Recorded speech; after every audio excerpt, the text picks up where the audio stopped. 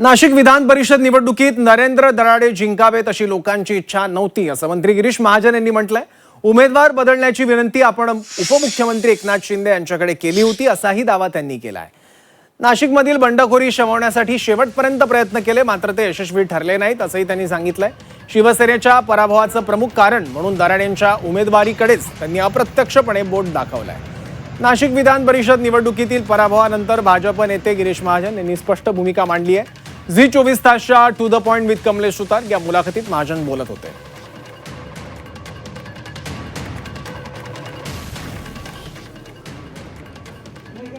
अनेकांना हा विश्वास पटला नाही की भाजपचं तिथे प्राबल्य असताना भाजपचाच जो एक अत्यंत शिस्तीचा पक्ष मानला जातो तिथे भाजपचाच बंडखोर उभा राहतो।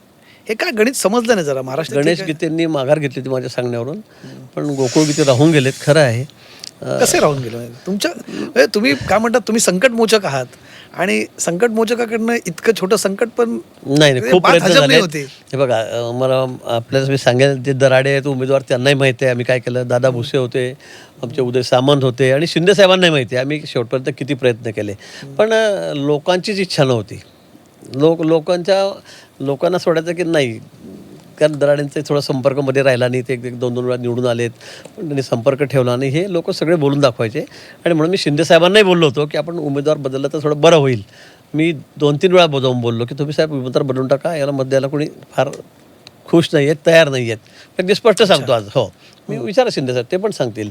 उदय सामंत नाही म्हणलो होतो मी, दादा नाही म्हणलो होतो हुसेनना, पण साहेबांनी त्यांना मागे शब्द दिलेला होता, त्यामुळे ते उमेदवार चुकला मी बदलणारच नाही, काही होऊ द्या, आपण करू बरोबर, तुम्ही यासोबत म्हटलं आहे ना। आमची संख्या 500च्या वर होती ना।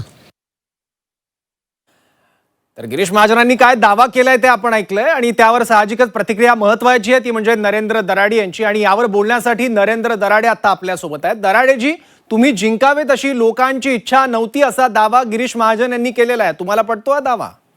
हे चुकीचं आहे, परंतु महाराष्ट्रामध्ये माननीय मुख्यमंत्री फडणवीस साहेब, त्याचप्रमाणे उपमुख्यमंत्री एकनाथ शिंदे साहेब, त्याचप्रमाणे वहिनी साहेब, या तिन्हींच्या मुळे आपली महाराष्ट्रामध्ये युती होती। युतीमध्ये 17 जागा मिळाल्या होत्या, 17 मध्ये 4 जागा शिवसेनेला तर शिंदे गटांना।